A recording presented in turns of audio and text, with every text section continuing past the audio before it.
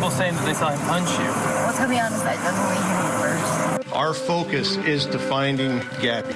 Gabby and her family deserve it. Human remains were discovered consistent with the description of Gabby Petito. We're out here with our law enforcement partners. We're searching for Brian Laundrie. We hereby find the cause and manner of death to be death by strangulation and manner is homicide. We felt it was important to come home so we could mourn her, and when they're ready to release her, we will be bringing her home. Investigators found what appears to be human remains, along with personal items belonging to Brian Laundrie.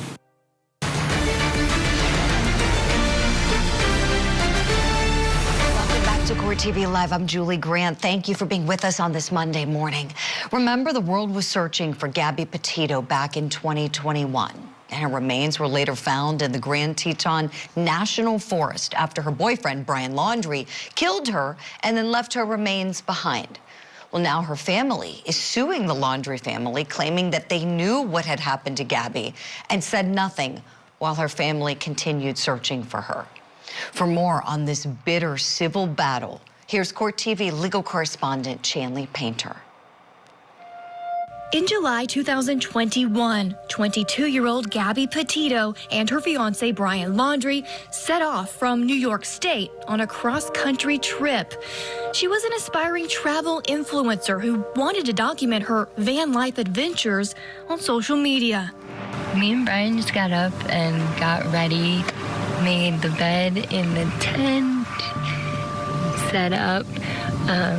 I think our plan for today is to just hang out here in the tent. Brian's stretching. During their time on the road, Gabby Petito was in constant contact with her family and posted updates that seemed to be picture perfect, but were actually far from it. You get to shut up. How many times did you slap him? Just a couple. And then what? And his reaction was to do what? He just grabbed you? Yeah. Weeks after the Moab, Utah police investigated the couple for domestic violence, Gabby Petito disappeared. Her mother last spoke with her on August 27th. On September 1st, Brian Laundrie returned to his parents' home near Sarasota, Florida.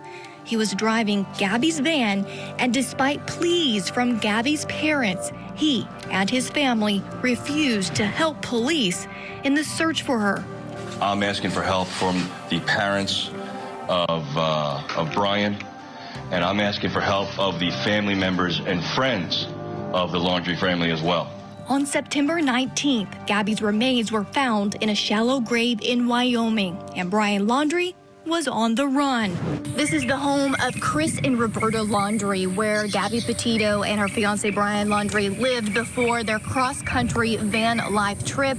Now, if you remember, in September of 2021, for weeks, media staked out this property, protesters staked out this property, demanding that the Laundries speak out. What happened to Gabby Petito? What happened when their son Brian Laundrie went missing? But they never would speak publicly, only through their attorney. A month later, his body was found in a nearby nature preserve. Earlier today, investigators found what appears to be human remains, along with personal items, such as a backpack and notebook belonging to Brian Laundrie. Now, Gabby Petito's parents are suing Brian Laundrie's parents for the emotional pain they went through while Gabby was missing. They allege in their lawsuit that the Laundries knew that their son had killed Gabby and were protecting him. According to court documents, the Laundrie and Petito families had a cordial relationship until Gabby disappeared, and the Laundries appeared to be avoiding questions about what happened to their daughter. Instead of helping them, the Petitos say the Laundries lawyered up and cut off all contact with them as the search for Gabby was underway. The Petitos also accused Christopher and Roberta Laundrie of helping Brian hide from the police and make plans for him to leave the country. Brian Laundrie admitted in a suicide note that he killed Gabby. And while he was never prosecuted, the Petitos want his parents held accountable for their actions. And we have some brand new filings to tell you about. The Petito family attorney outlined some crucial evidence that they want admitted in the case, including a letter to Brian Laundrie from his mother titled "Burn After Reading." Remember this? This is where she allegedly offers to bring a shovel to help bury the body. But in a declaration from Roberta Laundrie herself, she claims that this letter was written before Gabby Petito's death and is simply referencing a book that she had read, that she loved, and she knew her son loved the book as well. Now, in this new filing, we're learning some more. The Petito's attorney is also arguing that a jury could find that the letter was written after Gabby Petito's murder. They're alleging that the letter not only references bringing a shovel to bury the body, but also says that Roberta Laundrie would bake, quote, a cake with a shiv in it should Brian Laundrie go to prison, end quote. Okay, so essentially these lawyers representing the Petito family, want to get this in. The Laundrie family wants to keep it out, of course. Going to be up to the court to decide whether or not it should come in. Let me bring in my attorney guests, see what they think. Noah Pines and Michelle Thomas are with me today. Okay, with respect to the burn after reading letter, I want to know if you think this is coming in and why. Noah, to you first, please. Well, I mean, it's probably going to come in because the rule is pretty liberal for what is or could be relevant. And so a judge, I think, would say, well, this could be relevant unless it could be proven that the letter was written at a specific time. So if there's no, specific proof, then it sounds like it's going to come in. That's a really good point. And Michelle, let me bounce that off of you, please. If let's say the Laundries can somehow establish the date of authoring that letter and definitively show the court, we know she wasn't dead at the time, and this does refer to that book, then would you think the court would keep it out? Otherwise, do you think it comes on in? I think this letter is coming in regardless, but to the main point, if there is any kind of dispute as to the timing of when this letter is written, there is no basis for the defendants in this case, the Laundrie family, to keep this letter out. Certainly, it could constitute a party admission by the other side and show their involvement with the infliction of the emotional distress, which is what the Petito family is alleging. But even if they were to be able to prove, which I think isn't an issue for the jury to decide, that the letter was written prior to the deaths and murder, it's still relevant. As my colleague stated, it's pretty broad in terms of relevance to being able to satisfy that hurdle. So I think that it comes in either way. Appreciate it, Michelle.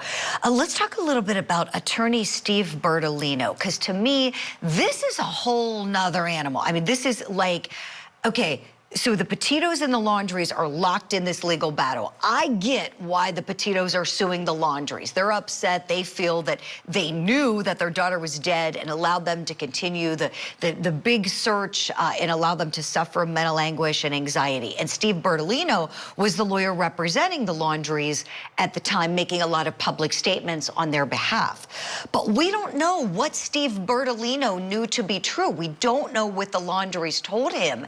He's representing them, but he gets added as a defendant in this lawsuit. So to me, this is a whole separate kind of analysis with respect to him. Noah, let me start with you on this.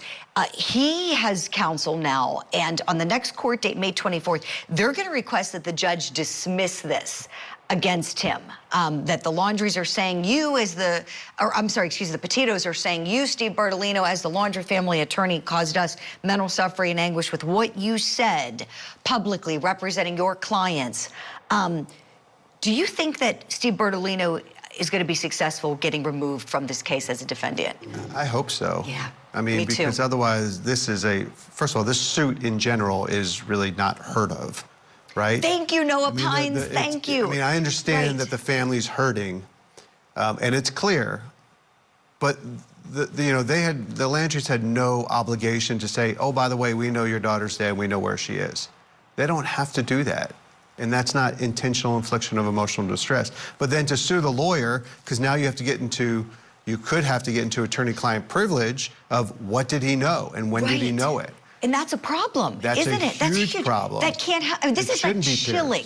To me, this has a chilling effect on the law and legal representation as we know it. Or what if I'm in court and, you know, I'm defending somebody and I, you know, say, I make an argument which is based on the facts, but then the victim's family doesn't like it. Do I get sued for that? You shouldn't. No. And that's why, you know, hey, let the, you know, if the Petitos want to sue the parents, the Laundrie parents, you know, okay, to me, that's one thing. But the lawyer, leave the lawyer out of it. The lawyer is just merely representing his client's interest according to the law. And we don't know what he knew. I mean, I'm appalled by this, and I'm glad we're talking about it. Michelle Thomas, want to get your thoughts on this, please. Yeah, I mean, it definitely sets a dangerous precedent, both for litigants and lawyers alike, because when a litigant goes to a lawyer and says, you know, this is what's really happening, this is how I feel, et cetera, you expect to be protected by attorney-client privilege. You do not expect that whatever you've disclosed to your lawyer in those moments could possibly be the subject of a trial down the road. So it does set a very dangerous precedent and is really opens the door to a slippery slope if he is to proceed as a defendant in his former client's case. Michelle, thank you for that precedent. That's the key word. If this happens, you know, like you both have said, this could continue to happen, and we could see it in other cases. And where would we get if every time, you know, somebody's upset with a litigant, as you said, Michelle, and then, oh, let's bring the lawyer in, let's punish the lawyer for doing their job, you know, for representing their clients under the law, protecting their clients. And that's what lawyers do. And we don't know what he knew. That's the other thing. And we shouldn't. You should know what he knew. Exactly, no, it's what are we going to do? Blow up attorney-client privilege in every case now? Yeah, it's terrible. I mean, I think all of our hearts break for what happened to the Petitos, you know, and for the Laundries. I mean, they both lost their children. These parents suffered the most terrible tragedies they could suffer, and the Petitos already recovered $3 million.